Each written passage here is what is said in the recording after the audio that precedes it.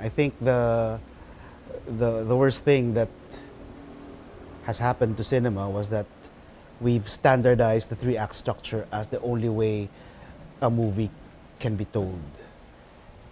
It wasn't intentional, it was just basically just because we watch too many Hollywood films, and Hollywood in Hollywood that's the almost the default setting for storytelling. But I always try to compare movie storytelling with literary storytelling, and uh, always always believe that the limitless palette of narrative techniques when it comes to literature can also be applied to film.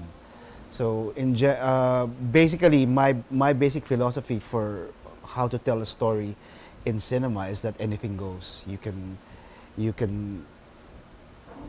there's the again the we go back to the three act structure. That's the form that everybody seems to be fond of. It's a nice way to give new filmmakers or new scriptwriters sense of discipline. It also has its uses, but the point is that it's just one of many techniques that you can use to tell your story. A friend of mine was talking to me. Actually, my DOP and I were talking the other day about William Burroughs. He's a famous beat novelist who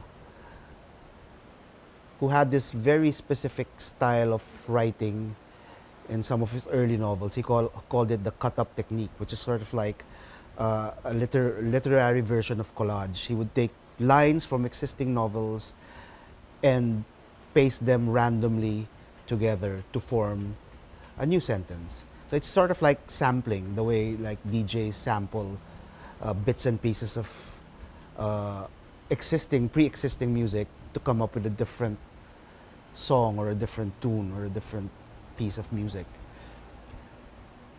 The end of that conversation, that conversation ended with us thinking that maybe that would be an interesting technique to use in film, which it already has. There's a lot of examples that sort of cut-up technique that Burroughs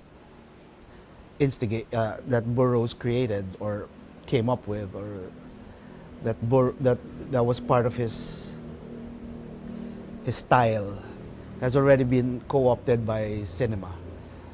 This just goes to show the many possibilities of storytelling, the many forms of narrative, the many forms of storytelling that are possible within the framework of a film.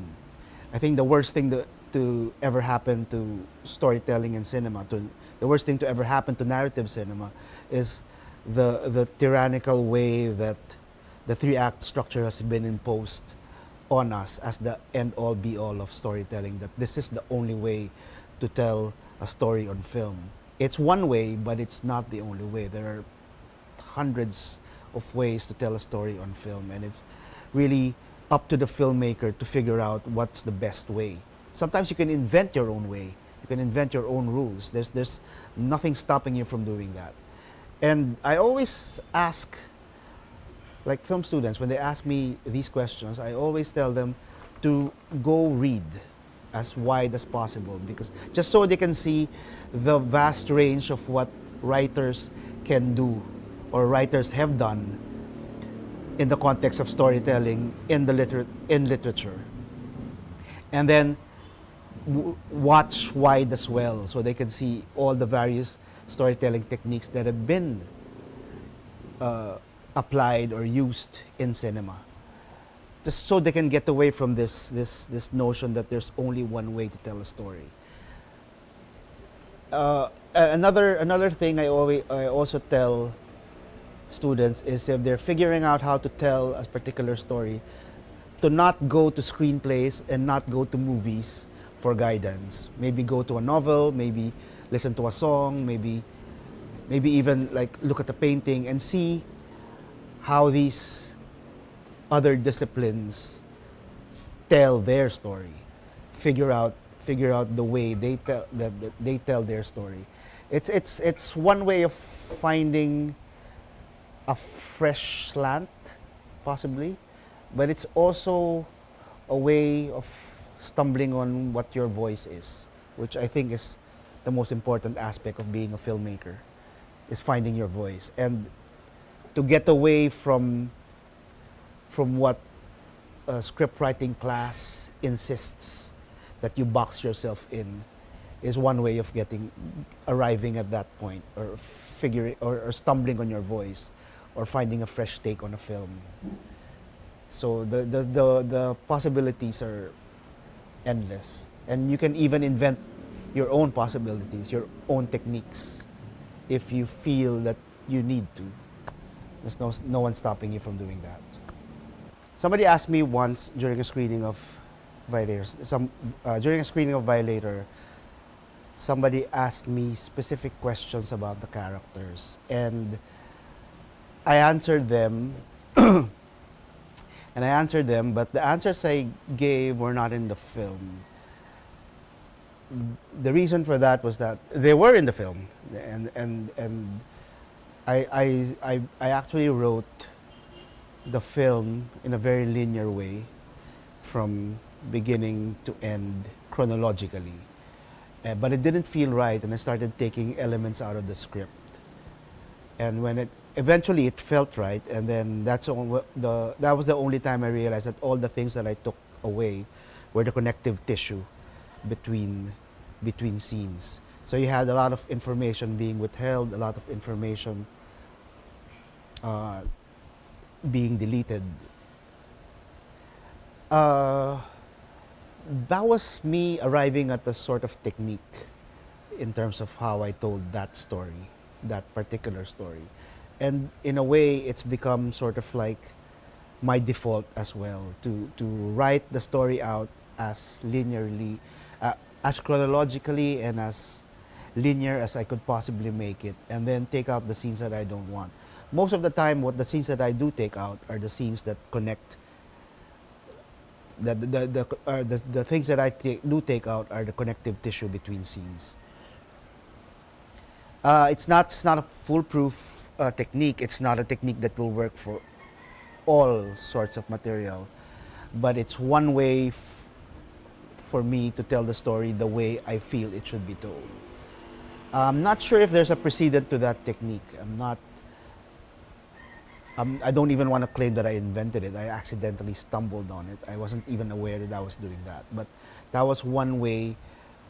That's one way of writing a screenplay in my mind, at least, and one way of telling a story on film.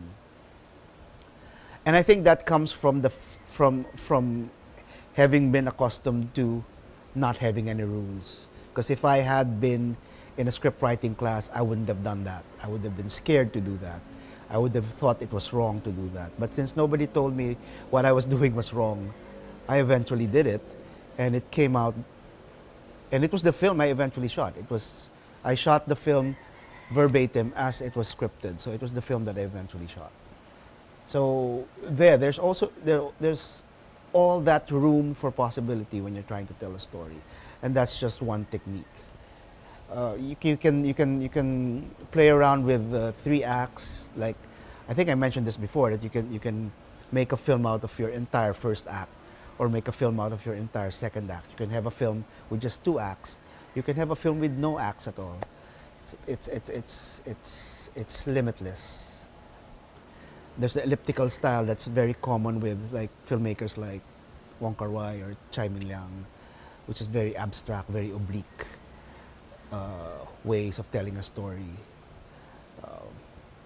They're love stories, but they're also very drenched in mood and character and coincidence and all that stuff. That's one style, at least, and it's not a style that goes from one director to the other and doesn't seem as if it's repeating each other. It's a style that's very pliable, and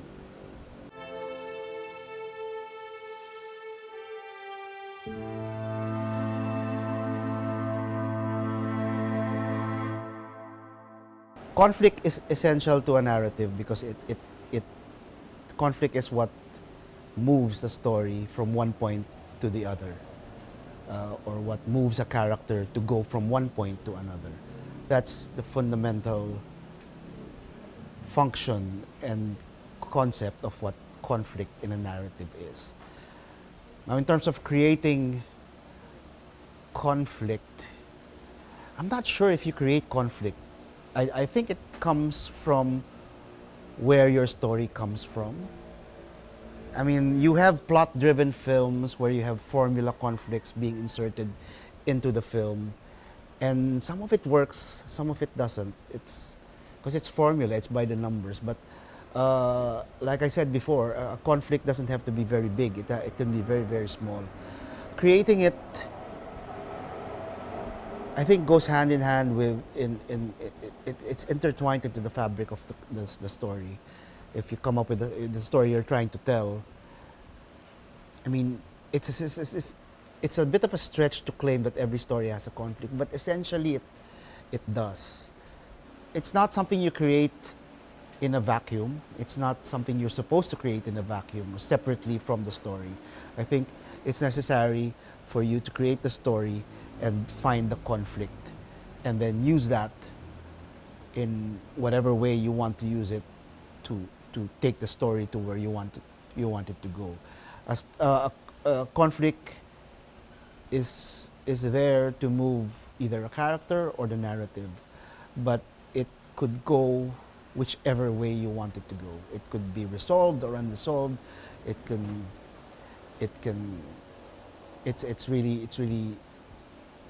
It's really at your disposal.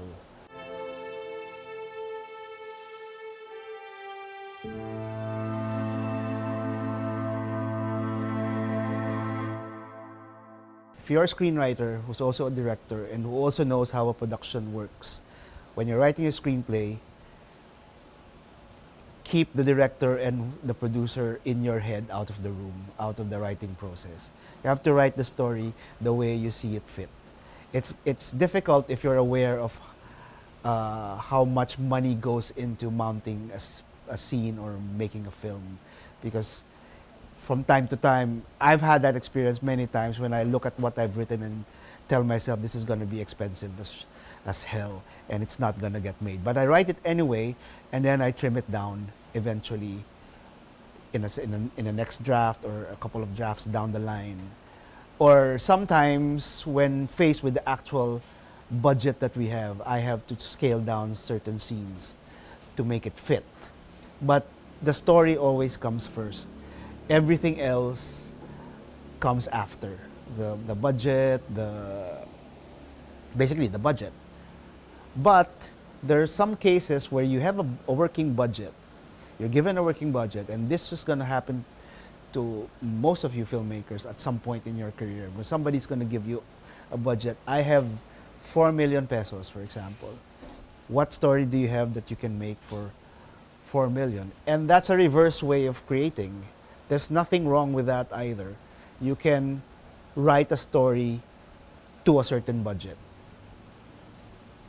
But ideally and in principle, theoretically, everything starts with the screenplay and then the budget comes in after.